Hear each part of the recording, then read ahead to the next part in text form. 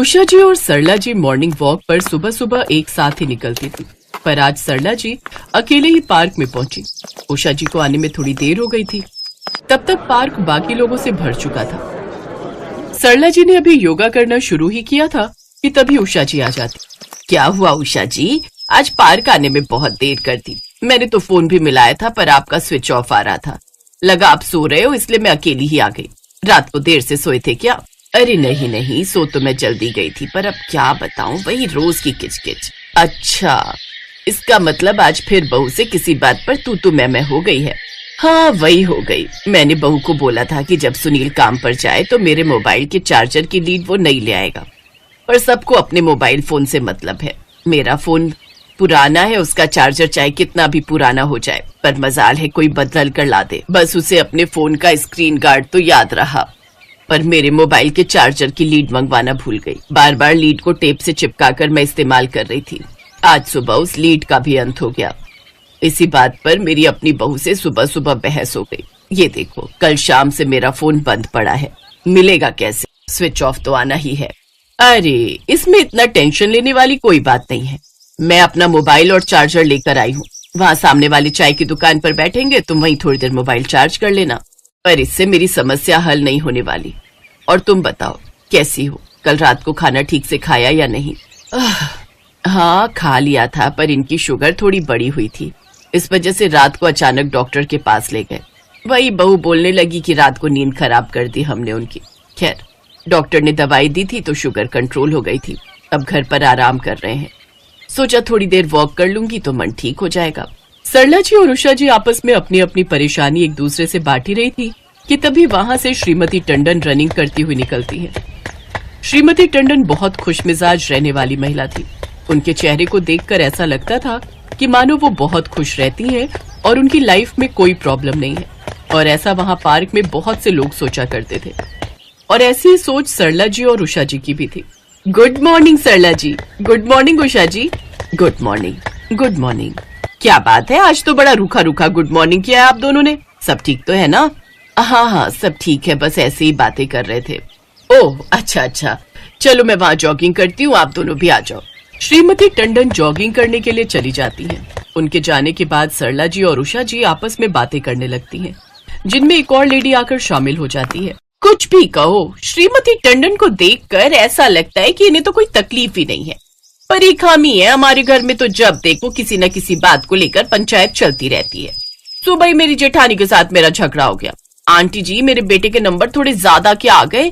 मुझसे कहती है कि वो घर का काम नहीं करेगी, उसका बेटा पढ़ता नहीं है क्योंकि वो घर के कामों में लगी रहती है।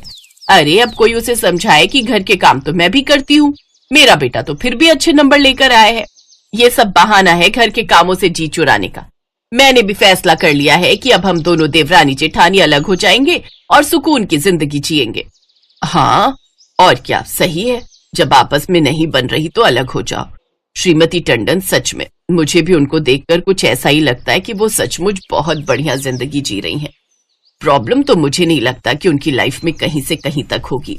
हाँ सच में, हम तो इतनी उम्र हो गई बेटा, इस उम्र में भी परेशानियां, झगड़ा, रोज के कलेश हमारा पीछा नहीं छोड़ते। तुम्हारी जितनी ही उम्र की मेरी बहू है, और देख लो कितना लड़ती है मुझसे। सरला जी को ही ले लो, उनकी बहू कौन सा इनको छोड़ती है। कल रात को बता रही है कि कितनी लड़ाई की। और हम दोनों देवरानी जेठानी शहर में, बड़ों का बीच में होना बहुत जरूरी है। खैर अब तो हमने फैसला कर लिया है, वो गांव से आए ना आए, हम दोनों देवरानी जेठानी अलग होकर रहेंगे। अच्छा आंटी जी मैं चलती हूँ, मेरे पति ने ऑफिस जाना है, मुझे उनका नाश्ता रेडी करना है। बच्चों को स्कूल से छोड़कर सीधा यहाँ पार्क में आ गई थी। हाँ हम भी बस जा ही रहे हैं। चलो उषा, सामने चाय की दुकान से थोड़ी चाय भी पी लेंगे और तुम्हारा फोन भी चार्ज हो जाएगा। उसके बाद सरला जी और उषा जी दोनों पार्क के सामने बनी एक चाय की दुकान पर बैठ जाती हैं। तभी तेज बारिश आनी शुरू हो जाती है। अरे बारिश बहुत तेज हो गई, कोई ऑटो लेना पड़ेगा। एक काम करते हैं, एक ही ऑटो कर लेंगे, दोनों अलग अलग कहाँ जाएंगे। हाँ ठीक है, पर ऑटो मिले तो सही। सरला जी और उषा जी ऑटो ढूंढ रही थी, पर उन्हें ऑटो कहीं नहीं मिला। अचानक एक कार उनके साथ में आकर रुकती है। कार को एक ड्राइवर चला रहा था, जिसकी पिछली सीट पर श्रीमती टंडन बैठी थी। सरला जी, उषा जी, आइए मेरी गाड़ी में बैठ जाइए, मैं आपको घर तक छोड़ देती हूँ। मैं घर ही जा रही हूँ, बारिश बहुत तेज है, अभी सड़कों पर पानी भर जाएगा तो आपका जाना मुश्किल हो जाएगा। कैसे करें, या तो बैठ ही जाते हैं। मुझे नहीं लगता कि हमें कोई ऑटो या रिक्शा मिलेगा। हाँ जी ठीक है, ऐसा ही करना पड़ेगा, और कोई साधन दिखाई नहीं दे रहा। सरला जी और उषा जी दोनों श्रीमती टंडन की कार में बैठ जाती हैं। श्रीमती टंडन सरला जी और उषा जी को अपने घर चाय पीने के लिए कहती हैं। बारिश ज्यादा तेज थी, सड़कों पर पानी भी भर गया था, इस वजह से सरला जी और उषा जी चाय की बात मान लेती हैं। श्रीमती टंडन उन्हें अपने घर लेकर जाती हैं। श्रीमती टंडन बहुत पैसे वाली थी, पर पैसा दुनिया की सारी खुशियां नहीं दे सकता। ये बात उस दिन साबित हो गई जब सरला जी और उषा जी ने श्रीमती टंडन के चेहरे की हंसी के पीछे छिपा हुआ दुख देखा। मम्मी कितनी देर से आपका फोन मिला रहा था, आप कहाँ रह गए थे? एक तो आप सुबह सुबह आज मेरी कार ले गए, हमेशा रिक्शा से जाते हो ना, फिर आज मेरी कार क्यों लेकर गए थे? आपको पता था कि मुझे ऑफिस टाइम पर जाना था, ऊपर से आपको पता है ना मैं पापा को बिल्कुल भी नहीं संभाल सकता, मेरे पास इतना टाइम नहीं होता, मुझे अपने भी बहुत से काम होते हैं। मम्मी जी आपको पता है आप सुबह सुबह वॉक पर चले गए और पीछे से पापा जी ने कितना तंग किया। सारी चाय उन्होंने बिस्तर पर गिरा दी, अभी तक मेड भी नहीं आई है। इतनी महंगी बेडशीट खराब कर दी पापा जी ने। सॉरी बेटा, आज के बाद मैं कार नहीं ले जाऊंगी। बाकी टेंशन मत लो, मैं अभी देखती हूँ। आज मेरे साथ 2 मेहमान आई हैं, थोड़ा धीरे बोलो वरना वो सब सुन लेंगी। सरला जी और उषा जी श्रीमती टंडन और उनके बहू बेटे की सारी बातें सुन चुकी थी। श्रीमती टंडन एक व्हीलचेयर लेकर एक छोटे से कमरे में जाती है। सरला जी और उषा जी श्रीमती टंडन के पीछे पीछे उसी कमरे में पहुंच जाती हैं। ये मेरे पति हैं, मिस्टर टंडन। कुछ साल पहले एक एक्सीडेंट में इनकी दोनों टांगें खराब हो गई थी, तब से ये चल फिर नहीं पाते। डॉक्टर का कहना है कि उम्र के साथ साथ इनका शरीर बहुत कमजोर हो गया है, इसलिए ये कभी चल नहीं पाएंगे। उमा तुम फिर अपनी आंखों में आंसू लाई। मेरी उमा हमेशा हंसती हुई अच्छी लगती है। सॉरी उमा, हाथ से चाय का प्याला फिसल गया, बिस्तर पर सारी चाय गिर गई। कोई बात नहीं, देखिए ये मेरी सहेलियां हैं, मैं जब मॉर्निंग वॉक के लिए जाती हूँ ये दोनों वहीं मेरे साथ होती हैं। ये है सरला जी और ये है उषा जी। मैं हम सबके लिए चाय बनाकर लाती हूँ, उसके बाद मैं आपको बाहर वॉक पर ले जाऊंगी।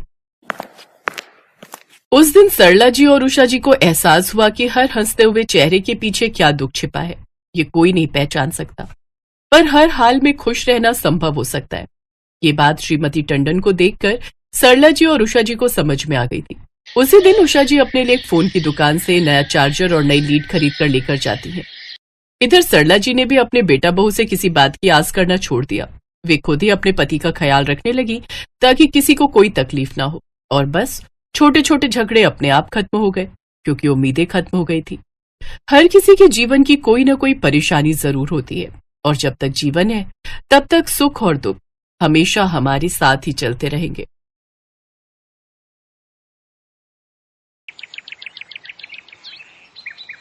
बेटा आरती, ये है तेरी सबसे बड़ी जेठानी पायल, ये दूसरी वाली दामिनी और ये तीसरी है, इसका नाम त्रिशा है, और चौथी अब तू आ गई। बेटी आज से यही तेरी दुख सुख की साथी हैं, यही तेरा भरा पूरा परिवार है।